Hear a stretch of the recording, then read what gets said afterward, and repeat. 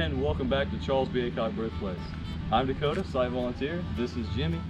We're going to be taking a whole bunch of these apples and we're going to be turning them into a whole lot of apple cider with this apple cider press.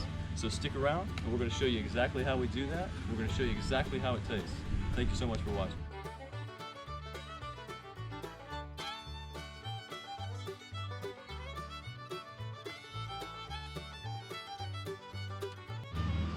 So a bushel of apples, 125 apples, that can give us 15 apple pies or 8 gallons of apple cider.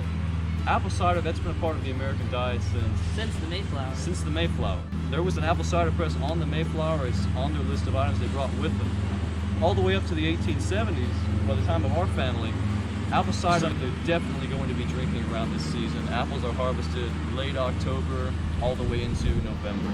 So this is most definitely a perfect seasonal drink and we're just in time for it. So let's get right on into how it's made. So our apple cider press really has two functions. We've got the part that actually grinds up the apples.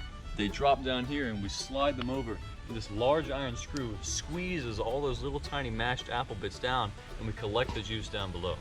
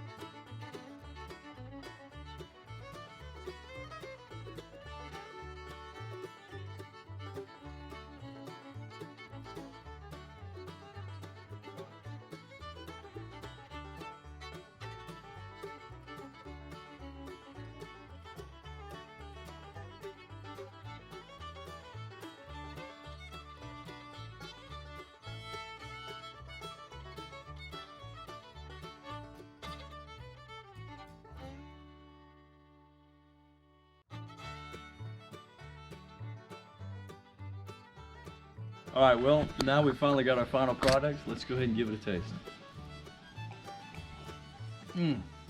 That is actually really, really good. And there's nothing added to it. This is just straight apple cider. It's just straight apple bits that we've crushed up. This is just pure juice. There's no sugar, there's nothing added to this, and it still is a day and night difference between store-bought and the stuff that we just made fresh right here.